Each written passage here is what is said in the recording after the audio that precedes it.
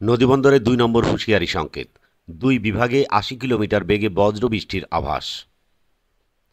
সিলেট ও ময়মনসিংহ অঞ্চলের উপর দিয়ে ঘন্টায় ৮০ কিলোমিটার বেগে বৃষ্টি অথবা বজ্রসহ ঝোড়ো হাওয়া বয়ে যেতে পারে বলে জানিয়েছে আবহাওয়া অধিদপ্তর।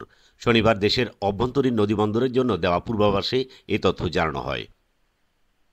আবহাওয়া অধিদপ্তর বলছে, সিলেট এবং ময়মনসিংহ অঞ্চলের উপর দিয়ে পশ্চিম উত্তর পশ্চিম দিক থেকে ঘন্টায় ৬০ থেকে ৮০ কিলোমিটার বেগে বজ্রবৃষ্টি সহ অস্থায়ী ঝোড়ো হাওয়া বয়ে যেতে পারে।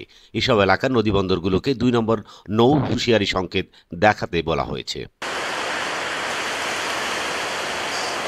এছাড়া টাঙ্গাইল, ঢাকা, বরিশাল এবং কুমিল্লা অঞ্চলের উপর দিয়ে পশ্চিম উত্তর পশ্চিম দিক থেকে ঘন্টায় ৪৫ থেকে ৬০ কিলোমিটার বেগে অস্থায়ীভাবে দমকা ঝোড়ো হাওয়া সহ বজ্রসহ বৃষ্টি হতে পারে।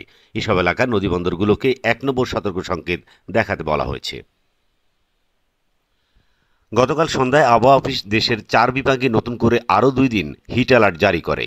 তবে কিছু কিছু জায়গায় শনিবার সকাল থেকে তাপ কিছুটা প্রশমিত হওয়ার সম্ভাবনার কথা জানিয়েছিল সংস্থাটি। শনিবার সকাল ৯টা থেকে পরবর্তী ২৪ ঘন্টার পূর্বাভাসে বলা হয়েছে, চলমান তাপপ্রবাহ পরিস্থিতি দেশের কিছু কিছু জায়গায় প্রশমিত হতে পারে। এ সময় বরিশাল, চট্টগ্রাম, সিলেট বিভাগের কিছু কিছু জায়গায় এবং ময়মনসিংহ, ঢাকা ও খুলনা বিভাগের ২-১ জায়গায় অস্থায়ীভাবে দমকা অথবা ঝোড়ো হাওয়া সহ বৃষ্টি অথবা বজ্রসহ বৃষ্টি হতে পারে। সেই সঙ্গে দেশের কোথাও কোথাও বিক্ষিপ্তভাবে শিলাবৃষ্টিও হতে পারে। আগামীকাল রোববার সকাল ৯টা থেকে পরবর্তী ২৪ ঘন্টার চলমান তাপপ্রবাহ পরিস্থিতি দেশের অধিকাংশ জায়গা থেকে প্রশমিত হতে পারে। সারা দেশের দিনের এবং রাতের তাপমাত্রা ১ থেকে ৩ ডিগ্রি সেলসিয়াস হ্রাস পেতে পারে।